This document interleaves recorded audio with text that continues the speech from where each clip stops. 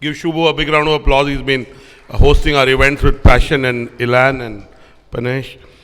Uh, you know, we do a lot of IPs, but this one is a differentiated IP. It started with a conversation that I had with Shubhadeep at ITC, and one day he called me and said, you do so many IPs, can we create something like this? And I told him I'd already thought about it 3 years back, but we need an anchor sponsor. So he said, we'll partner with you, why don't you create this? And then I brought in Soumyajit, and Soumyajit made it happen. So kudos to you, Soumyajit, for making it happen. Soumyajit, Devika, Priyanshi, Sanjana, Prashant, and a lot of my colleagues have worked towards making today happen. Mr. Hansal Mehta is already in the room. I think he's gone for video bites. They say the greatest wealth is health. He who has health, or she who has health, has hope, and he who has hope has everything. To take the classic definition of health, this is about health. This is not just about fitness, Shubho. Fitness and health are synonymous. They have overlaps, but being healthy is more importantly than being fit. And that has many more connotations. Just to take the World Health Organization definition of health, health is a state of complete physical, mental, and social well-being, and not merely the absence of disease or infirmity. And especially in an era where mental health has become such an issue, and not just among young people, but people who are above 40, where we are comparing ourselves through what's happening on social media and generally. I think health is more important than fitness. Health is more holistic. I read this book about 15 years back, and anyone who knows me really well, that one thing I don't compromise is my sleep. I am, whatever time the event is finishing, I am up in my room at 10, and I sleep by 11 because you're responding to text. The most important thing for health is sleep. You all know this, I don't have to tell you. Sleep is 70-80% of what you do. Sleep impacts the amount of food you eat. If you are low on sleep, you'll eat more, you'll eat the things that you want to avoid. So if we want to be healthy, this is just a reinforcement. The most important thing is sleep, keeping your phone away. If you can sleep well, you'll be calmer, we'll be calmer. And I'm very different the day I sleep and I don't sleep. And some of people who work with me know that. I read this book again 3.5 years back, and it basically says that, if you sleep 8+ hours consistently, and the quality of sleep is another issue, because we keep our phones close to us. I don't. I keep my phone away in the hotel room. I keep it in a different room at home. So once I'm in my bedroom, my phone is away. It basically says that if you sleep 8 hours, it can lower your risk of heart attack, strokes, diabetes. It can also lower the risk of Parkinson's and so on. And it's proven, Don't believe me, believe Matthew Walker. The other thing, well-being is also about mindfulness. Mindfulness in relationships, mindfulness in eating, mindfulness in conversation. This is a gentleman I follow on social media, and I think he's the wisest guy, And this is what he put out a couple of days back. And I said, when I'm going to talk to you, I will bring that up.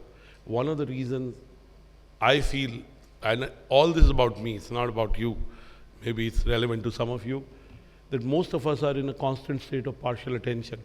Never fully here, never fully there, always partially somewhere else. That's not presence, that's absence. Be fully where you are. When you work completely. When you're with people, be there completely. Partial attention is wasted attention. And Shubho talked about breath work.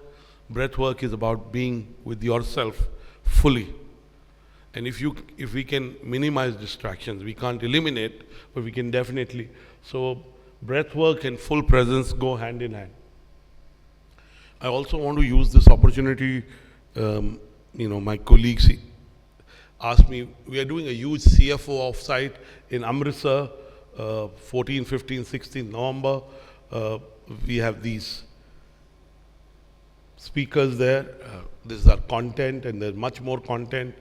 And we have India's top 100 companies, CFOs. The smallest company CFO is the company's turnover is 2,000 crores or 1,900 crores. So just want to plug this for you. This is a residential offsite for CFOs. These are the companies that are coming there, but I want to just say that mental health is a very important area, and hopefully we do something else in the mental health space. I'm grateful to ITC for the opportunity to partner with this. The winners that have come through this have come through a process. You saw the process. There was the Right Shift app challenge. 3 winners have come through that. And I can only say that next year when we do it, I want to be healthier and fitter. That includes losing weight, more weight. That includes, following some of the things that are on my agenda. My senior colleague, our managing editor, Mr. Palaksha, is there. I want to be his weight or close to his weight next year. Your weight may be difficult for me to achieve, but there's nothing difficult. I want to end by saying that I read a book called The Fluke 7 months back. And basically it says we give ourselves too much credit for our success. But success is about serendipity. It's about chance, it's about luck, it's about preordainment. I'm a Hindu, so prarabdha, right? And fluke means tukka. Mehta Sahib, it means tukka. We give ourselves too much credit for whatever we've achieved or our journeys. But it may be because of the good karma or sukarma of our parents, of our grandparents and grandparents, and I really believe whatever I have achieved in life is because of my parents, my father, mother, and the sukarma they did. Unfortunately, I lost my mother a year and 6 days back, but I'm sure she's blessing me. So really, humility also leads to good health. If you're humble and if you stay optimistic, I think being cheerful. Sometimes you'll be sad. I'm not going to use the word toxic. I don't like the word, but positivity is. You can't be positive. You will have low energy. I'm never depressed, but there are days when I have low energy. But mostly, if you're joyful, you're grateful for the gift of life, gratitude and humility are the 2 most important words. They lead to abundance. So if you're grateful for whatever you have and whatever problems you don't have, it will also lead to good health. Because the 3 C's that destroy health are comparison, criticism, and complaining.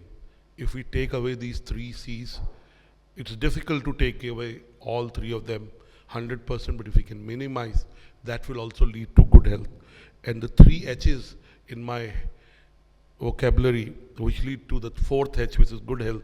First is humility. Second is hard work. In whatever you focus on, whatever your passion is, whatever your work, if you're totally consumed by it, Mr. Mehta is not just a performer, entertainer, actor because he wants to make a living, but I'm sure he enjoys the craft. Confucius said you make your hobby your profession. You don't have to work. And the last H, which leads to good health, is hope. If you can be hopeful every day, you can get up every morning and be grateful for what you have, but at the same time, be hopeful for what will happen tomorrow, day after. If you have hope, you have good health. So I want to end that. And, of course, the absence of obesity will lead to good health in most cases. But we've seen people who are obese, they drink, they smoke, and they live till 80, 90. And I'm not a very big votary of drinking and smoking. I will not get into that. I know it's an ITC-sponsored event. But God has his own ways. Last week on Friday early morning, we lost Piyush. He was full of life. He went too early. He just on 5th September turned 70. So, God has a plan, but we can do our bit to keep ourselves healthy. I hope this initiative inspires many other leaders. The response was overwhelming, almost 400 entries, 369 entries to be very, very precise.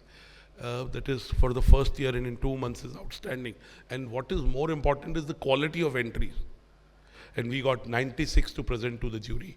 The jury selected 45, 40 are coming today, 3 from the app challenge are coming today. And there are many friends of mine who applied who didn't make it. So I hope next year we all will be able to celebrate your health. Congratulations to the winner. In the evening at 7:30, we will start the awards and we'll felicitate you We'll also take your stories and your journeys to a larger audience through our platforms. I wish you luck. May you have a hopeful, joyful, and abundant life. Thank you.